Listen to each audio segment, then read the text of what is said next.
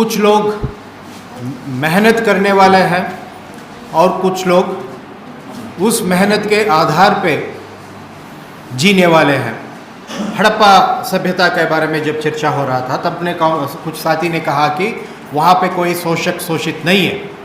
अगर हड़प्पा सभ्यता में हमको इतने बड़े बड़े कंटेनर्स मिला है, इस अनाज को अगर उस तरीके से रखते हैं, कुछ सवाल हमारे मन में पैदा होना चाहिए। एक, उस अनाज का उत्पादन कैसे हुआ है, एक। दूसरा, उस अनाज को रक्षक कौन कर रहा है, दूसरा। तीन, उस अनाज को वितरण किस तरीके से हो रहा है, डिस्ट्रीब्यूशन, वितरण किस तरीके से कौन कर रहा है। मतलब अगर इन तीन सवाल अगर उठ रहा है, इसकी मतलब वहाँ पे कुछ लोग हैं, समाज की सबके लिए कुछ लोग फैसला ले रहा है। वो समाज के हित में होगा या नहीं, समाज सब सहमत नहीं हो सकता। उसका वितरण प्रणाली क्या है वो तय करता है। मैं समझता हूं कि मेरा मेहनत से 100 किलोग्राम उस कंटेनर में गया है, लेकिन जब मेरे को ज़रूरत पड़ रहा है, मेरे को मिल रहा है 5 ही किलो, तब मैं क्या समझता हूं, मैं शोषित हूं या नहीं? मैं शोषित हूं। तब इसके मतलब शोषण शोषक हो गया है। ये अलग बात है कि वहां पे राजा है, राजशाही है, ये अलग बात है, क्योंकि उस तरीके से हम बता नहीं सकता है कि वहां पे राजा है। अगर राजा है बताया तो हम दूसरी सवाल खड़ा हो जाता है कि कौन से राजा है, उसकी वंश क्या है, उसकी नाम क्या है, ये सारी सवाल उठता है। हम राजा रानी महाराजा कोई है या नहीं हम बता नहीं सकते हैं, लेकिन ये जरूर कह सकता है कि वहां पे शोषित है, शोषक है, ये जरूर बता सकता है। ये क्यों नहीं बता सकते हैं? कारण एक ही है कि वहां पे जो लिपि है, लिपि कहते हैं ना, जो लिपि है वो आज तक हम पढ़ नहीं पाए, जान नहीं पाए वो क्या है। अभी उसके ऊपर काम अभी भी चल रहा है, उसको समझाने के लिए। उसकी जानकारी अगर मिलेगा तब हमको काफ़ी विस्तार पे उस समाज के बारे में और गहराई से पता मिल जाएगा। लेकिन फिलहाल अभी हमारा जानकारी जितना तक है वो ये बताते हैं वहाँ पे शोषित है, शोषक भी है, तो ये भी वर्ग समाज ही है। सिंधु या हड़प्पा सभ्यता जो बताया जाता है, उस हड़प्पा सभ्यता अब जब चर्चा कर रहे थे, आप सबने बताया कि उसकी शुरुआत की एक तारीख है, उसकी खत्म होने के भी एक कुछ साल है ना। आपने बताया कि 2500 ईसाई पूर्व से 1500 ईसाई पूर्व के बीच में इस सभ्यता की विकास हुआ है। मतलब 1500 के ईसाई पूर्व के बाद में इस सभ्यता क्यों खत्म हो गया है? सभ्यता खत्म होने के लिए भी एक कारण तो होना चाहिए। बिना कारण बेवजह कोई खत्म नहीं हो जाता है ना। ये वजह क्या है, ये कारण क्या है? ये पहले हम बताते था कि जब बाहर से कुछ लोग आए थे इस इलाकों में, हड़प्पा सभ्यता के इलाके वैसे कहाँ की है, जो बलूचिस्तान पाकिस्तान में जो हड़प्पा और मोहनजोदारो जो है अभी पाकिस्तान में ही है, लेकिन उसकी जो कुछ शहर है, जो काफ़ी शहर अभी भारत में भी मिल रहा है। गुजरात में, हरियाणा में, पंजाब में, कुछ हद तक राजस्थान में भी मिला है, लेकिन मध्य प्रदेश में नहीं है। यह शहर जो है, इस सारी शहरों के एक मिला जुला सभ्यता है, इसलिए सारी शहरों को मिला के हड़प्पा सभ्यता हम कहते हैं।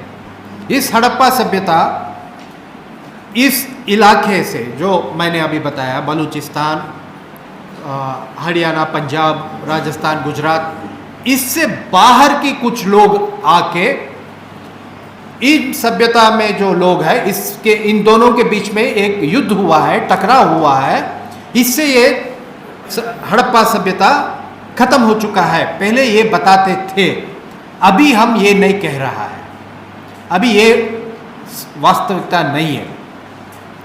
बाहर से लोग जरूर आया है इस काल में, बाहर से लोग आया है, लेकिन इन दोनों के बीच में युद्ध के कारण से ये खत्म नहीं हुआ है। खत्म होने के कारण क्या था, हम अभी इसके कुछ एविडेंस, सबूत, कुछ सबूत इस तरीके से हमको मिला है कि अब वो जो सिंधु नदी जो है, वो उसकी जो प्रवाह की जो दिशा है बदलते रहती है। एक दूसरी जो है, उसके बाढ़ भी काफी गंभीर बाढ़ आता है, काफी भयानक बाढ़ आता है। उस बाढ़ एक कारण हो सकता है, मतलब एक बड़ा कारण इस तरीके की बाढ़, और इस बाढ़ से जो खेती हो रहा है वो खत्म हो गया है। जो अतिरिक्त मूल्य जब बन रहा था, जो जरूरत से ज्यादा जो उत्पादन हो रहा था वो खत्म हो गया है। जरूरत भी कभी कभी नहीं, उत्पादन जरूरत से भी कम हो रहा है। तब मतलब जो जीने की जो तरीका उस सभ्यता का था, उसको ये जो सिंधु नदी की जो प्रवाह की स्थिति और उसकी बाढ़, उसको उसके ऊपर काफी प्रभाव डाला है। इससे वो सभ्यता खत्म हो चुका है। और इसके साथ ही साथ कुछ इस तरीके से बीमारी भी फैला हुआ होगा, जिसके कारण से खत्म हो गया है। मतलब इसी तरीके से कारण हम बता रहे हैं। अब हम ये नहीं क्यों बता रहे कि युद्ध हुआ है, क्योंकि जहाँ जहाँ पे हमको इस सभ्यता जिन जिन शहरों में था, वहाँ पे जब हम खुदाई कर रहा है, उस खुदाई में कुछ हड्डियाँ मिल रहा है, मनुष्य की हड्डी भी मिल रहा है। उस मनुष्य की हड्डियों में जब हम देखते हैं, इस तरीके से कोई निशान नहीं है कि ये युद्ध में मारा गया है। अगर युद्ध में मारा गया है, उस मनुष्य के हड्डी के ऊपर एक चोट होता है ना, जब हम कुछ तलवार से या किसी मोटे कुछ चीज से हम किसी को मारते हैं, तब चोट लगता है। वो चोट शरीर से भी अंदर पहुंचते हैं, मांस से भी अंदर पहुंचते हैं, हड्डी के ऊपर भी लगता है, और वो हड्डी के ऊपर निशान छोड़ते हैं। उस तरीके की कोई निशान हमको मिला नहीं है, इसलिए हम ये नतीजे पहुंचा कि वहां पे युद्ध नहीं हुआ है।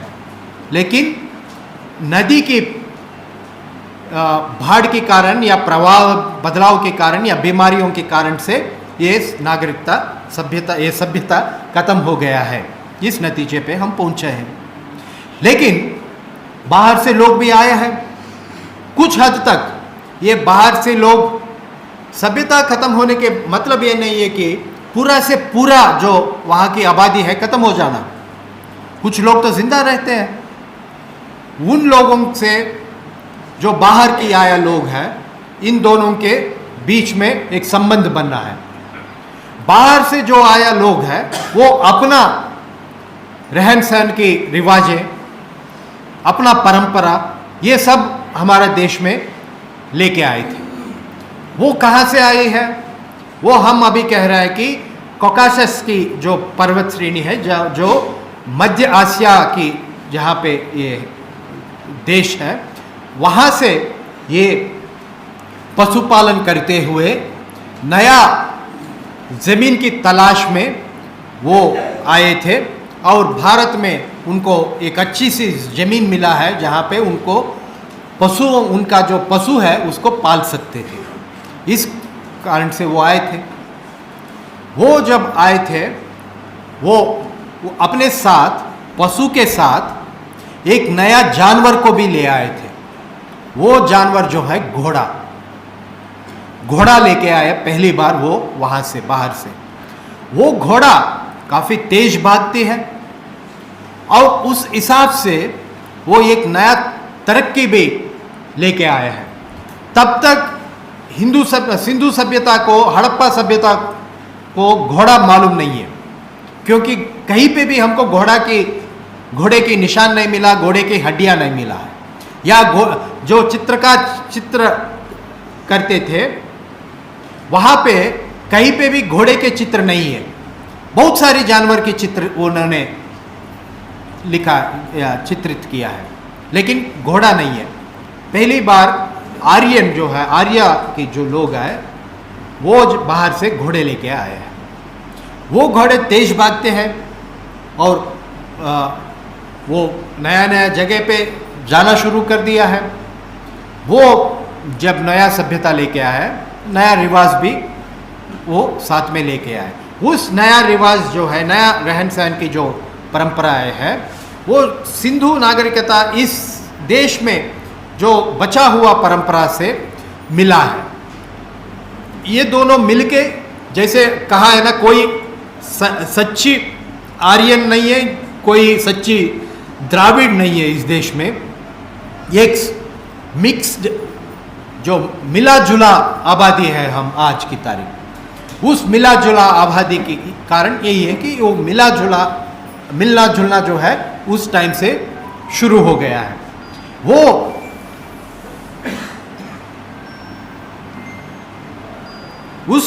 जो हुआ है वो धीरे धीरे सिंधु घाटी क्षेत्रों से वो आगे निकलना शुरू किया है।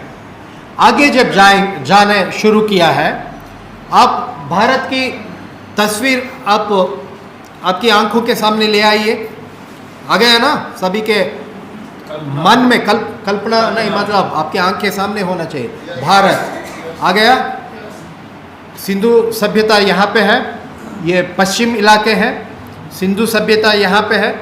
आर्या की जो ये है यहाँ से आया है बाहर से, ये सब वहाँ पे रहना शुरू कर दिया है यहाँ पे। लेकिन यहाँ जब आबादी बढ़ रहा है, वो पशुपालक है, तो आगे और उनकी विस्तार करना चाहते हैं। उनकी ज़मीन जो यहाँ से जब यहाँ पे जा रहा है, तो यहाँ कौन सी नदी आएगा? सिंधु तो यहाँ है। अब आप भारत में सिंधु कहाँ है? कश्मीर से निकलते हैं, कुछ हद तक पंजाब से पाकिस्तान सिंध चले जाता है, और यहाँ पे उसके सिंधु के साथ रावी, ब्यास, सतलज, झेलम ये सब आता है। ये सब सिंधु से मिलते हैं पंजाब। इसके बाद हम थोड़ा पूरब की दिशा है, तो कौन सी राज्य आता है? ऊपर हिमाचल प्रदेश, थोड़ा बगल में उत्तराखंड, नीचे हरियाणा, उत्तर प्रदेश, और उसके नीचे आप मध्य प्रदेश, है ना। ये मतलब अगर सिंधु प्रवाही घाटी से हम बाहर आ रहे हैं, तो पूरब की दिशा पे आ रहे हैं, तो कौन सी नदी मिलेगा आपको? गंगा घाटी इलाके, गंगा जमुना की घाटी जो इलाका है वो आएगा। यहाँ पे एक दिक्कत है, सिंधु घाटी इलाके में जो मिट्टी है, उस मिट्टी और गंगा घाटी इलाके की मिट्टी में फर्क है। आप जानते होगा, जो खेती कर रहा है उसको पता है ना, अलग अलग नदी प्रवाह क्षेत्र में अलग अलग तरीके की मिट्टी मिलता है। चंबल प्रवाह क्षेत्र में अलग तरीके की मिट्टी होता है। उसी तरीके की मिट्टी मेरे ख्याल से नर्मदा घाटी में नहीं मिलता है। मिलता है क्या? वो अलग मिट्टी होता है। तो मिट्टी के हिसाब से जिस तरीके से आप खेती करना है वो निर्भर पड़ता है ना। जिस मिट्टी जिस औजार से आप चंबल घाटी में खेती करते हैं, उसी औजार को लेके आप नर्मदा घाटी में खेती करना चाहते हैं, वो मेरे ख्याल से काम नहीं होगा, क्योंकि चंबल घाटी की जो मिट्टी है थोड़ा हल्का फुल्का मिट्टी है, थोड़ा हल्का होता है, लेकिन नर्मदा घाटी की जो मिट्टी है थोड़ा मोटी है, जो हार्ड मिट्टी है। वहां पे जो मिट्टी है आपके जो हड्डी से बना हुआ औजार या जो पत्थर से बना हुआ औजार या लकड़ी से बना हुआ हल, इससे आप खेती कर सकता था। लेकिन जब गंगा घाटी इलाके पे आ गया, उस औजार से, उस हड्डियों से या लकड़ी से आप खेती नहीं कर सकते, क्योंकि मिट्टी वहां पे वजनदार है, हार्ड है, मोटी है। तो वहां पे क्या चाहिए आपको? धातु आपने जो कहा है, धातु की जरूरत है। कौन सी धातु? लोहे की जरूरत पड़ता है। लोहे हमको मिलता है भारत में 1000 ईसा पूर्व के आजू बाजू। जब लोहे कहाँ मिलता है? उसी इलाके में लोहे मिलता है। जब लोहे मिलता है, उस लोहे से जो औजार बनता है उसको लेके जो जंगल काटने में ही आसानी पड़ जाता है और जमीन को खेती करने में भी हल हो जाता है। तो इसीलिए इस लोहे मिलना और सभ्यता पूरब दिशा में विस्तृत होना एक ही समय में हम देखते हैं।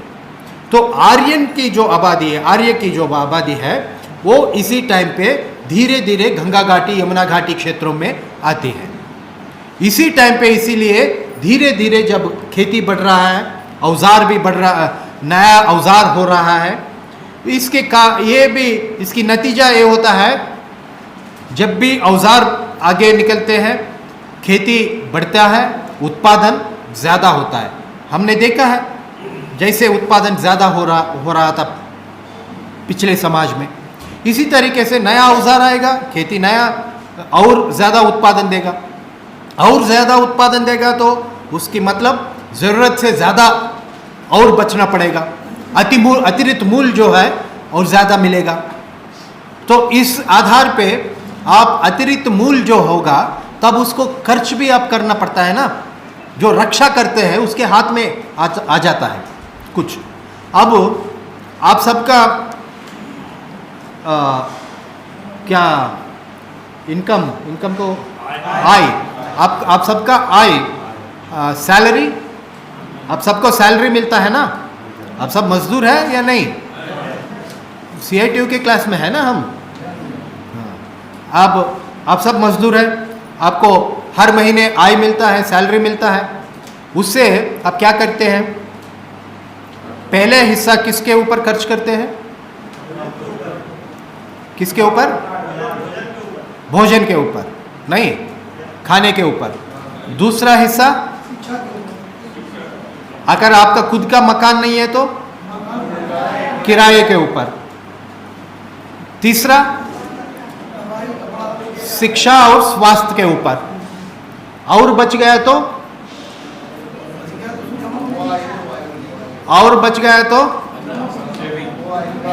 ये आ जाता है। अब ये कौन सी कंपनी का है? ये Xiaomi है। अच्छा, अब मार्केट में क्या है? अरे ओप्पो आया है। ओके, अब थोड़ा बहुत ज़्यादा बचा है ना, ओप्पो खरीदेंगे। ओप्पो से भी ज़्यादा पैसा बचा तो क्या खरीदेंगे? एप्पल खरीदेंगे। एप्पल भी खरीद लिया और भी बच गया तो क्या खरीदेंगे? टीवी है ना, केबल है, लेकिन नेटफ्लिक्स देखेंगे या अमेज़ॉन प्राइम देखेंगे। ये होगा मतलब हम अगर ज़्यादा पैसे हमारे जेब में है तब हमारा खर्चा की अलग अलग तरीके हम ढूंढते हैं। लाइफस्टाइल कहते हैं वो कंज्यूमर की जो मतलब जो ज़रूरत चीज़ें नहीं है, जो बेज़रूरत चीज़ है उसके ऊपर हम खर्चा करना शुरू करते हैं। लेकिन अब समाज में क्या देखा हमने? वर्गीय समाज हो गया है। कुछ मेहनत कश है, कुछ शोषित है मेहनत का शोषित है, वो बहुमत में है, और कुछ शोषक है, कुछ काम नहीं करते हैं लेकिन उसका मिलता ज़्यादा है। उसका कोई दिक्कत होता है क्या? जो शोषक है उसके लिए पेट भरने के कोई समस्या होता है क्या? वो नहीं होता है।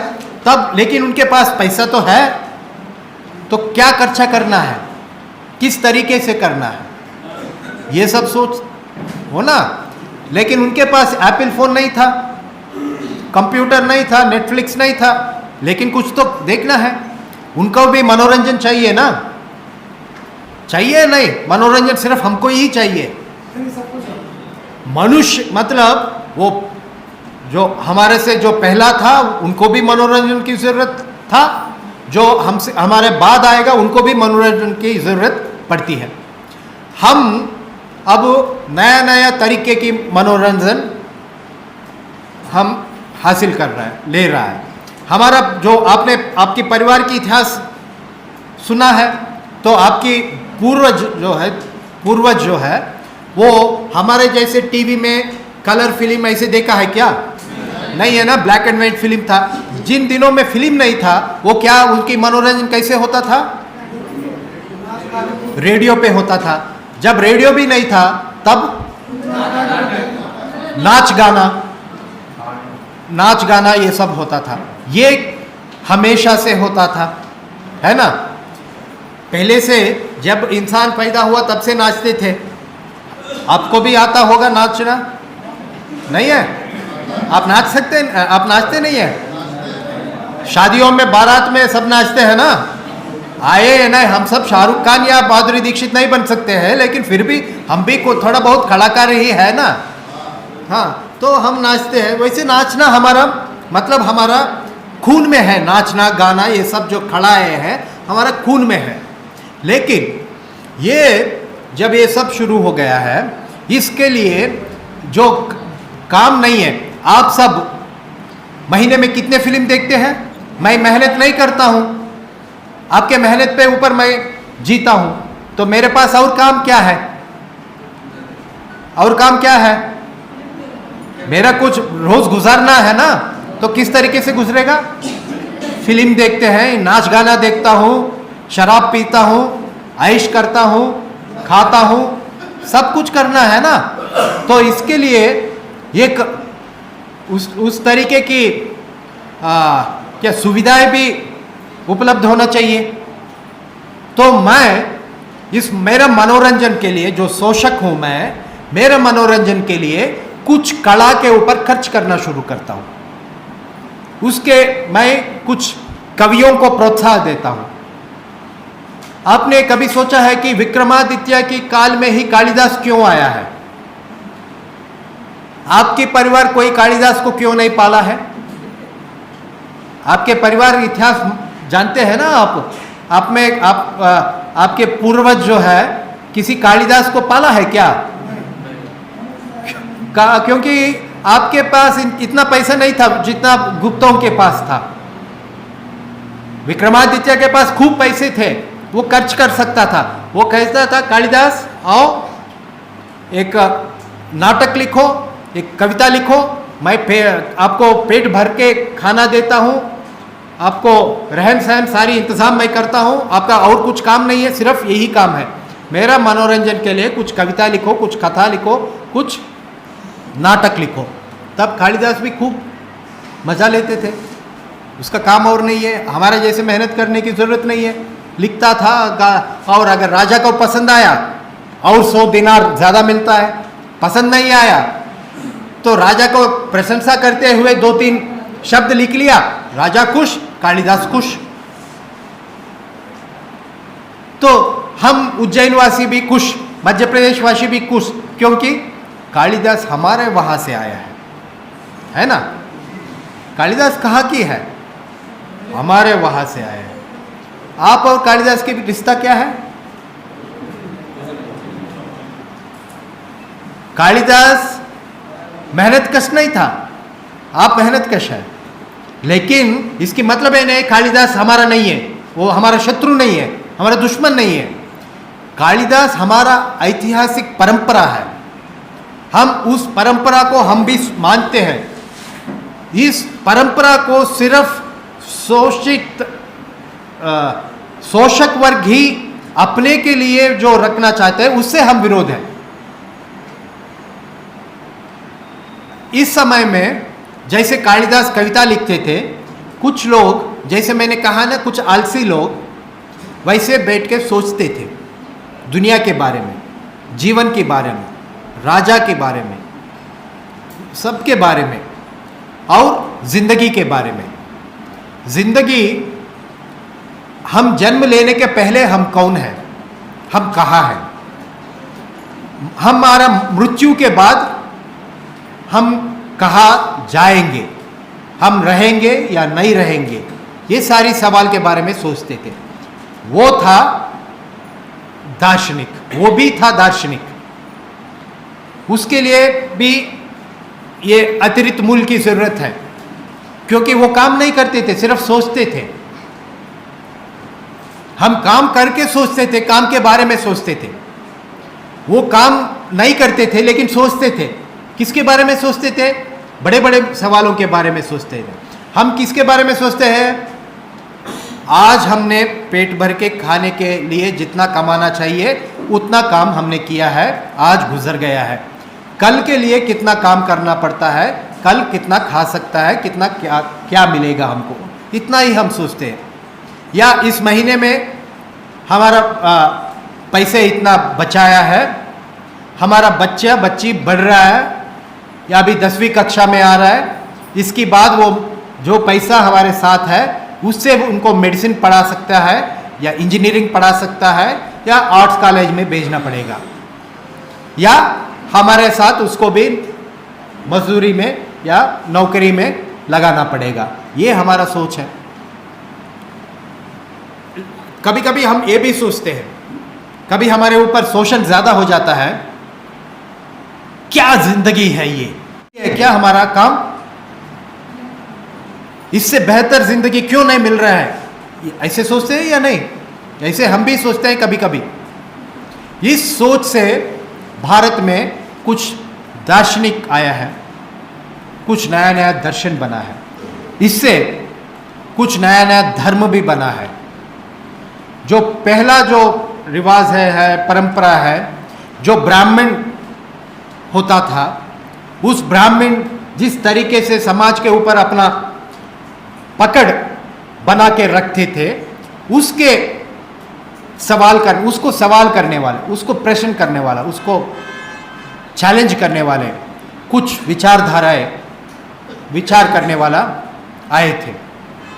उसमें जो महत्वपूर्ण जो व्यक्ति है वो है बौद्ध, जो गौतम बुद्ध है वो एक है। दूसरा जो हमारे सामने जो मंदिर है वो भी है। सामने मंदिर पता है आपको? देखा है ना सब?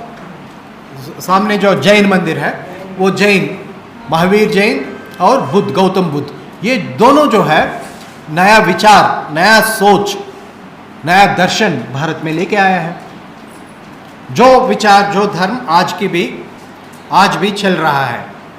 उस टाइम पे जब वो लेके आए थे, जब टकराव था, क्योंकि ब्राह्मण को वो सीधा सवाल कर रहा है। ब्राह्मण क्या बता रहा था?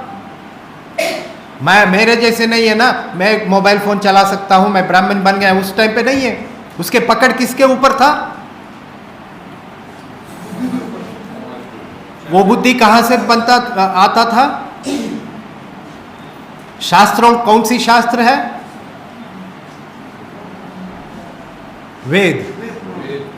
वेद पुराण जो है, वेद पुराण धर्मशास्त्र, जो इन धर्मशास्त्रों में जो मनुधर्म भी है, ये सारी इनके उपनिषद, इनके ऊपर जो उनका पकड़ है, उसके आधार पे वो कहते हैं कि हम इस पूरा समाज को किस तरफ जाना है, कौन क्या काम करना है, ये हम बताएंगे। वो बताते थे खेती कब करना है, खेती कब खत्म, बारिश कब होगा। पहले तो वही है बुद्धि की, मतलब बुद्धि बल क्या होता है, आपका क्या जरूरत है, बारिश चाहिए क्योंकि खेती करना है। सूरज कब आएगा, कब चले जाएगा, चंद्रमा क्यों पूर्ण दिखता है, क्यों अमावस्या क्यों आता है, ये इसकी क्या हर 15 दिन में ये बदलाव चंद्र में क्यों हो रहा है, कभी कभी ग्रहण आता है, ग्रहण क्यों हो रहा है, इसकी कारण क्या है, ये राहु कौन है, ये केतु कौन है। जानते हैं ना आप राहु केतु को, वो खाता है ना, हम तो थोड़ा बहुत सब्जी वब्जी खाते हैं, राहु केतु क्या खाता है, सूरज चांद को खाते हैं, वो बड़ा पेट वाले हैं तो इनको खा लेते हैं, तब ग्रहण आ जाता है। वो ग्रहण, उसके बारे में, ये ग्रहण कब आएगा, तब हम क्या करना है, ये सब जो है वो कहते हैं कि हमको मालूम है, हम ही को मालूम है, हम ही बता सकते हैं। ये सब लिखा गया है, कहाँ पे, कहीं पे नहीं है, वेदों में, लेकिन वेद लिखित नहीं है ना, वो पारंपरिक तरीके से एक से दूसरों को बताया जाता है, पारिवारिक ज्ञान है वो। तो किसको बताना है, मैं जाके सारी जनता को बुला के वेद पढ़ा सकता हूं क्या, नहीं, वेद कुछ ही लोगों को, किस सीमित जनता को बताएंगे। कौन है वो, हमारा परिवार वाले हैं। क्योंकि अगर आज शिवराज चौहान को कोई बेटा है क्या, वो शादीशुदा नहीं है, दो बेटे, क्या कर रहे हैं वो, एक अमेरिका से पढ़ाई करके आया है और एक यहाँ पर फ्लावरिस्ट है, उसकी भी और एक तो फैक्ट्री भी है वो भाजपा में नहीं है, भाजपा में नहीं है, आप लाने की कोशिश चल रही है, बड़े अभी तो प्रमोट करना तो कर रहा है ना। यहाँ इंदौर में विजयवर्गीय है, कैलाश विजयवर्गीय, उनका बेटा भी खतरनाक है ना, हाँ एमएलए है वो, हाँ हाँ वही है, वो भी खतरनाक है। तो क्या है, क्या कैलाश विजयवर्गीय क्यों अपना बेटा को एमएलए बनाया,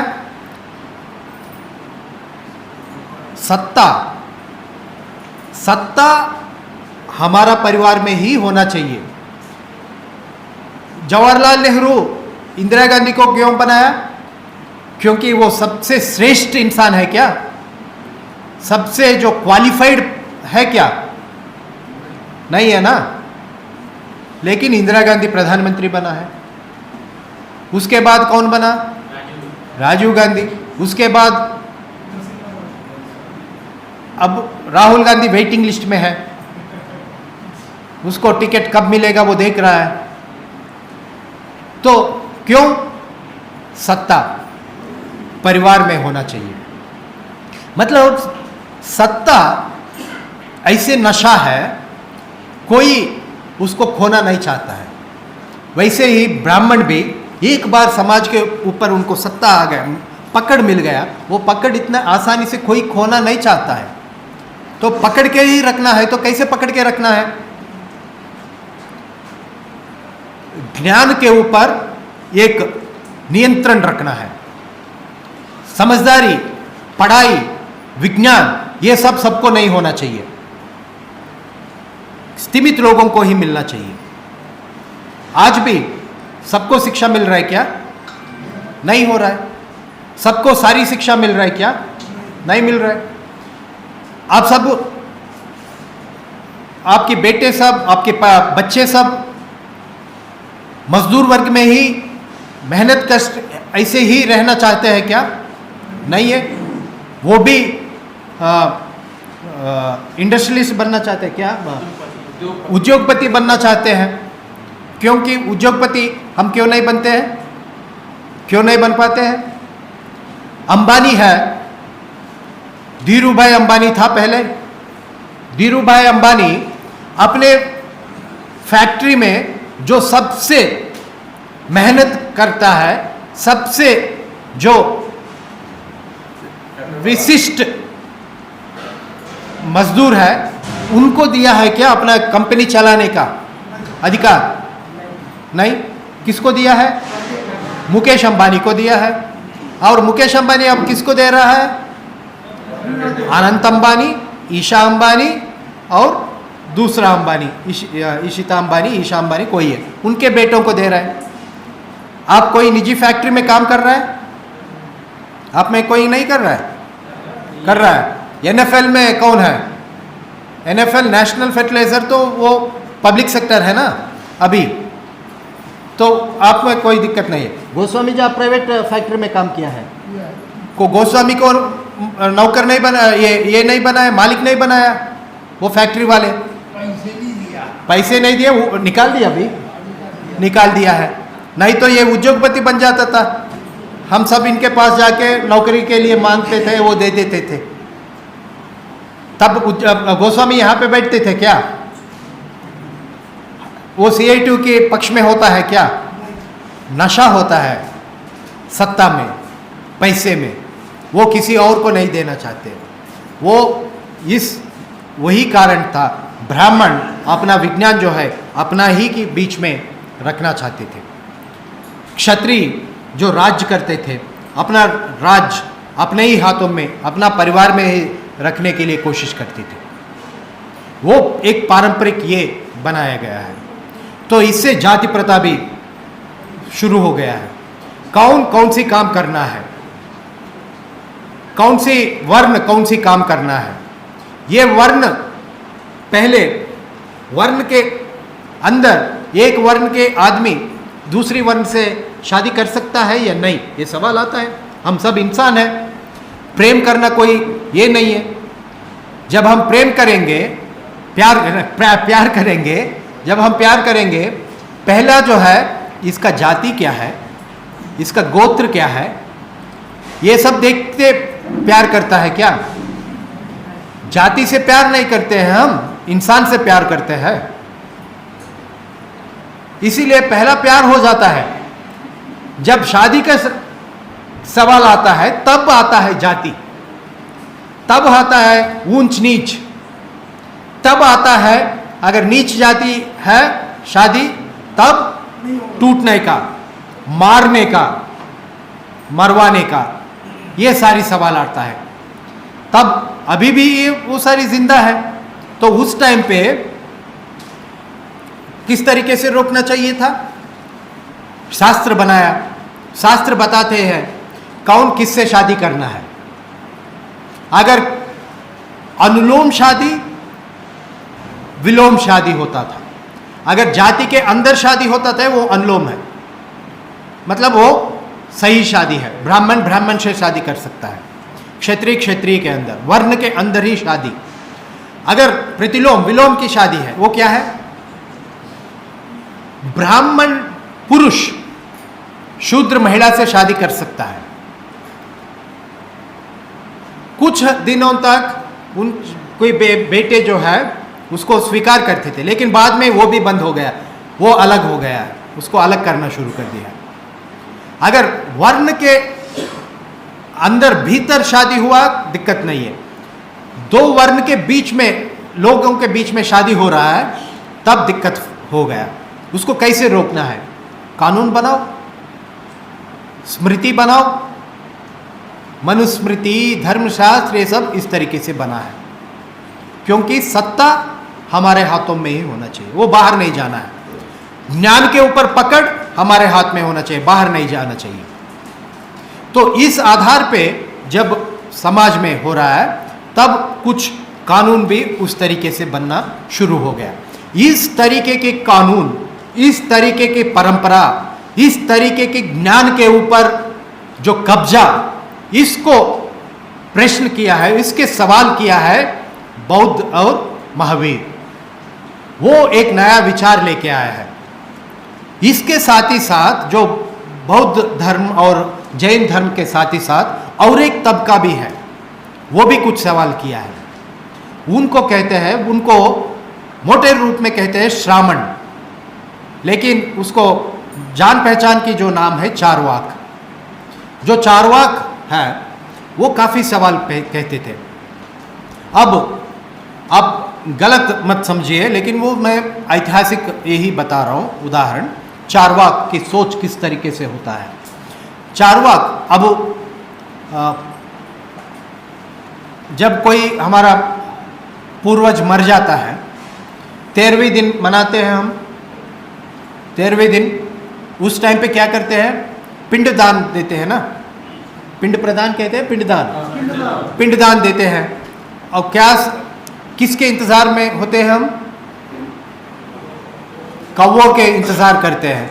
क्या करना है? कौवे आके, कौवे आके जो पिंड हमने दान दिया है उसको खाना है या नहीं? क्यों खाना है? कौवा क्यों खाना है? कौवा क्यों खाना है? कौवा खाने से मरने वालों को मोक्ष और मरने वालों को पेट भी भरेगा, स्वर्ग में ये हो जाता है, मतलब डिपॉजिट होता है। यहाँ पे आप डिपॉजिट करो, वहाँ पे मिल जाता है, विड्रॉयल वहाँ पे होता है ना? ये सिस्टम था, ये हमारा बैंक है। तो ये यही कौवे को हर दिन आपने खाना खिलाते हैं क्या? कौवा आ गया तो आप छूते हैं, छू छू छू छू कहते हैं, लेकिन उस दिन तो आओ आओ आओ कहते हैं, काओ काओ काओ आओ आओ आओ, यही होता है। हाँ, तो वो आता है, खाता है, हम खुश हो जाते हैं।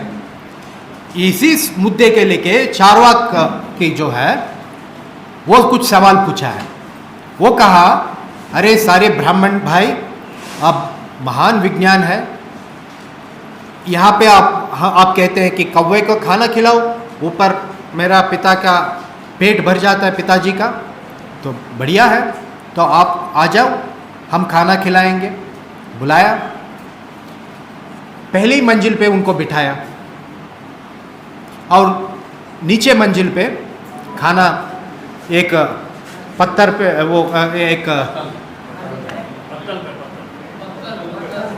पत्तल, थाली नहीं, वो लीफ लीफ लीफ पत्तल, वो पत्तल के ऊपर खाना दिया है और ऊपर ब्राह्मण इंतजार कर रहा है कि खाना कब आएगा कब आएगा, आ ही नहीं रहे। तो नीचे बुलाया, अरे हमको बुलाया, इतना देर भूख लग रहा है हमको, खाना क्यों नहीं खिलाया? तो चारवाक वालों ने कहा कि हम तो कभी तभी खिला दिया आपको, कहाँ खिलाया, कहाँ है? तो नीचे तो है वो, तो नीचे है, अगर होगा तो हमको कैसे ऊपर कैसे आएगा? अरे आपको जो जमीन के नीचे जो है वो आपको पहली मंजिल पे नहीं पहुंचेगा, तब ये जो खाना हम जो मर गया उन लोगों को दे रहे हैं, आप कैसे कह रहे हैं कि वो वहां तक पहुंच जाएगा? तो ये सवाल पूछा है, जबरदस्त सवाल है, कोई जवाब नहीं है। तो इसको कहा, आप सब ऐसे सवाल पूछते हैं हमसे, तो आप सब बहिष्कृत है, समाज के बाहर चले जाओ। अब क्या कह रहे हैं आरएसएस वाले, भाजपा, वही कह रहे हैं ना। आप सब कौन है? आप कौन है? आप चारवाक नहीं है, आप देशद्रोही है। आप सब देशद्रोही है। क्यों देशद्रोही है? आप सब सवाल पूछ रहे हैं। आप कौन सी सवाल पूछ रहे हैं? आप कैसे सवाल पूछ रहे हैं? मोदी के खिलाफ सवाल पूछ रहे हैं। इतना बड़ा ज्ञान, इतना बड़े जनता के हित के लिए काम करने वाले, इसके खिलाफ आप सवाल पूछते हैं? देशद्रोही, चले जाओ बाहर। उस टाइम पे ब्राह्मण, हाँ, चारवाक को जिस तरीके से डील किया है, अभी ये भी ब्राह्मण लोग हमको चारवाक जैसे ही डील कर रहा है। तो ये है, तो वही है, सवाल पूछने वालों की ये है। तब अगर दूसरी तरीके भी है इसमें, ये है, कुछ लोग ऐसे होता है, अगर आपने कहा, मोदी ने एक बार बताया, आप में कोई म्युनिसिपल इसमें काम करने वाले कोई है? नगर पालिका में काम करने वाले कुछ लोग होगा ना। नगर पालिका में अभी तो सरकार के हिसाब से खत्म हो गया है, लेकिन जो मैनुअल स्कैवेंजिंग, मैला ढोने की जो परंपरा है, जो ये है, वो खत्म किया कहते हैं सरकार, लेकिन आज भी चालू है या नहीं? चालू है। मोदी जब प्रधानमंत्री नया बना है, या मुख्यमंत्री के अंतिम दिनों में 2013-14 के काल में एक बात बताया, ये इन तरीके के मजदूरों के बीच में गया और कहा, आप कितने महान हो, आप पुण्यजीवी है, क्योंकि आप दूसरों की मैला आपके सर के ऊपर पकड़ के आप ले जाते हैं, आप पुण्यजीवी हैं, ये बताया मोदी। इतना पुण्य उनको चाहिए तो वो भी वो काम कर सकता था ना, लेकिन वो करने के लिए तैयार नहीं था। वो हमको पुण्यजीवी बना दिया है। और अगर हमने बताया, पूछा तो क्या कैसे है, हम मेहनत कर रहा है, मर रहा है इस काम में, हम खुद इतना ये हो रहा है, तो हमको दूर रख रहा है समाज ने, तो हम क्या है? तो समाधान मिलता है कि आप जो मेहनत समझता है आपके हाथ में है क्या? आपकी पूर्व जन्म की फल है ये, पिछले जन्म की जो फल है ये। इसीलिए आप ये पिछले जन्म कहाँ है? आपको दिखता नहीं है, वो मिथ्या है, लेकिन है वो मिथ्य है। मिथ्या समझते हैं ना? मिथ्य, इल्यूजन कहते हैं, वो मिथ्य है, वो आप नहीं दिख सकते हैं। तो ये इसके ऊपर भी बहुत बड़ा चर्चा हुआ था उस टाइम पे दार्शनिकों के बीच में। वो है शंकराचार्य, जानते हो ना? कॉमरेड तमिलनाडु से है, आपके बगल केरला से आया था ना वो शंकराचार्य। वो पूरा वहाँ से शुरू होके पूरा घूमा, 5 पीठ, शंकर पीठ, क्या पीठ है वो, शक्ति पीठ, जो भी पीठ है वो खड़ा करके हिमालय गया है, मध्य प्रदेश से भी गया है वो, है ना? तो वो बहुत, मतलब इतना दूर अगर वो सफ़र किया है, कैसे सफ़र करता है? गुम होके, चुप के कोई सफ़र इतना दूर करता है क्या? अगर आप सब ट्रेन में आए थे, अगर आपका कोई दोस्त नहीं मिला है तो चुप होके कुछ तो करते हैं। कुछ लोग जो है आजू बाजू वालों से बातचीत करना शुरू करते हैं, कुछ या पढ़ते हैं, कुछ तो करते हैं। तो उस टाइम पे वो पैदल जाना पड़ता था, तो वो बातें करना, अपने विचार को विस्तार करना है ना, तो विचार विस्तार करने के लिए वो कुछ लोगों को अपने एक साथ लेके जा रहा था, शिष्य बना के। तो वो शिष्य जा रहा था। अब योगी आदित्यनाथ नहीं था, नरेंद्र मोदी नहीं था, नितिन गडकरी नहीं था उस टाइम पे, नहीं तो इतना बड़ा बड़ा एक्सप्रेसवे बना के दे देते थे शंकराचार्य को जाने के लिए। अब वो उस टाइम पे एक्सप्रेसवे नहीं है, तो वो जंगल से जाना पड़ा है। तो जंगल से जब जाना पड़ा है, जानवर तो होता है, तो जानवर मिला है। एक हाथी को काफ़ी गुस्सा आ गया, वो पीछे पड़ा है। पीछे पड़ा तो क्या करेगा?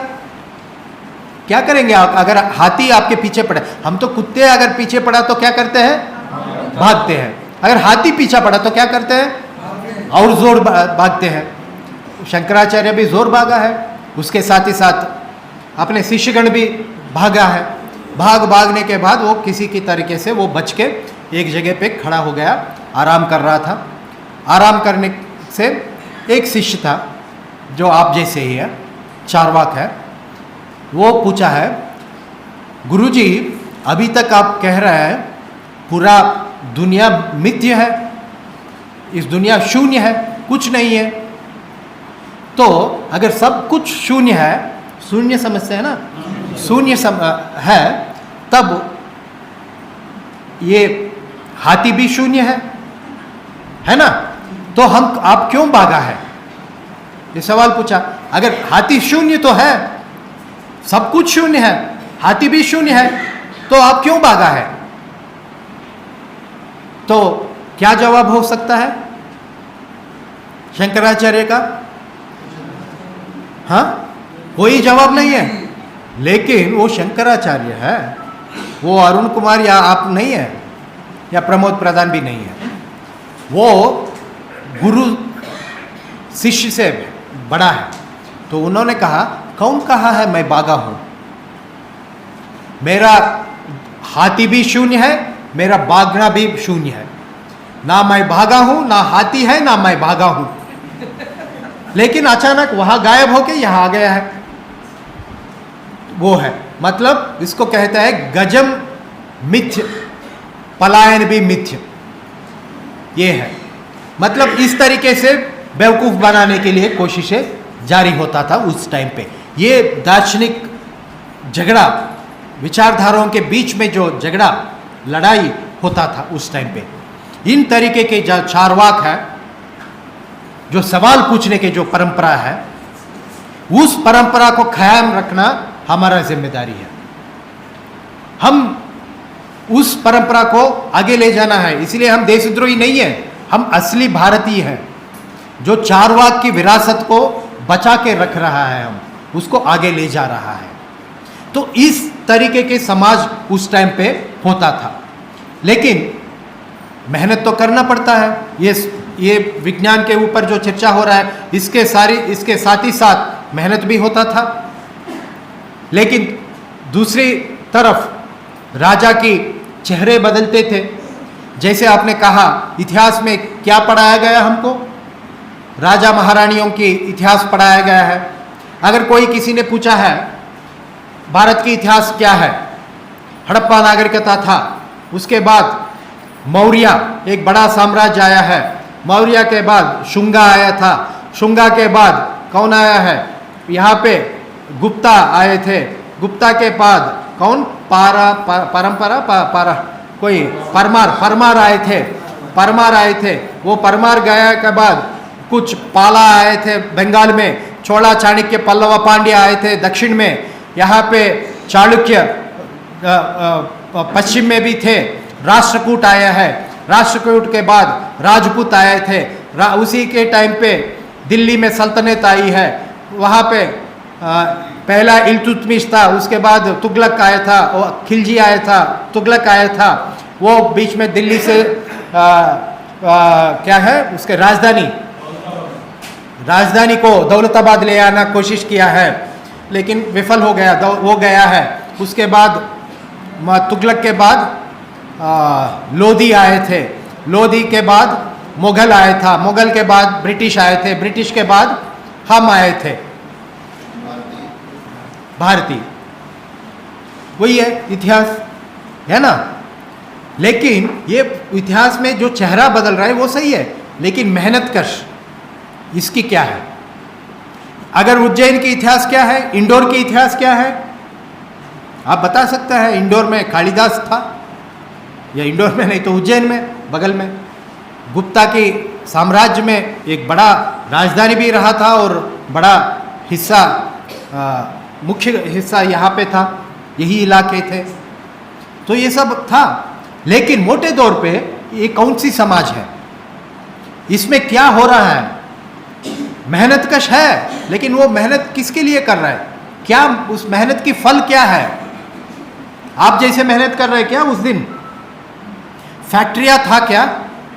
उत्पादन, फैक्ट्रियों के उत्पादन कर रहा है क्या? कुछ वर्कशॉप्स को क्या कहते हैं? कार्यशाला, कुछ कार्यशाला है क्या? छोटा मोटा कार्यशाला हो सकता है जहाँ पे व्हील को बनाना, पहिया को बनाना, जो हल किसानों के खेती के लिए जो औजार चाहिए उसको बनाने के लिए छोटा मोटा कार्यशाला होता था। लेकिन मोटे तौर पे कारखाना होता था। वहाँ पे मोटे तौर पे कौन सी उत्पादन है? खेती, खेती ही है। खेती, वहाँ किसानों की स्थिति क्या है? खुश था क्या? हमको क्या बताया जाता था? हमको क्या बताया जाता था? अब भाजपा सरकार ने क्या बता रहा है? गुप्त की जो काल है, गुप्त वंश की जो काल है, वो एक स्वर्ण युग है। भारत के इतिहास में स्वर्ण युग है, गुप्त राजों की जो काल है। गुप्त राज कहाँ से? यही से है। तो स्वर्ण युग था क्या? स्वर्ण युग था या नहीं? नहीं है। आपको कैसे पता है? आप कैसे बता रहे हैं कि वो स्वर्ण युग नहीं है? इतिहासकार बताया, वो सब मार्क्सिस्ट इतिहासकार है। इतिहास नहीं होता है।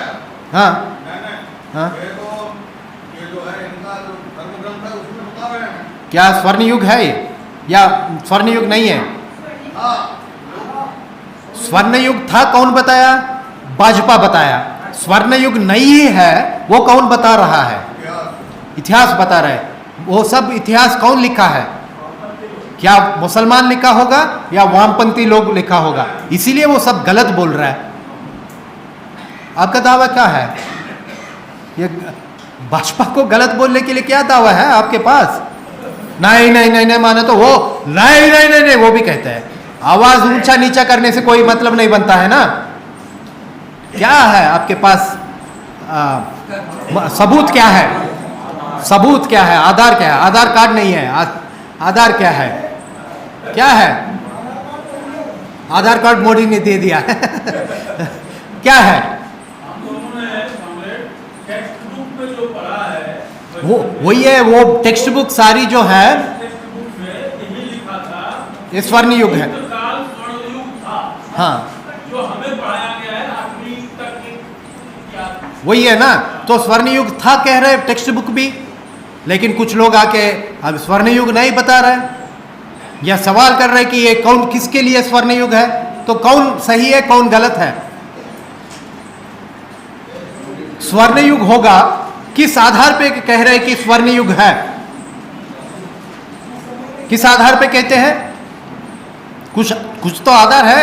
वैसे ही आके मोदी जी कुछ कह दिया तो हम नहीं मानते हैं ना।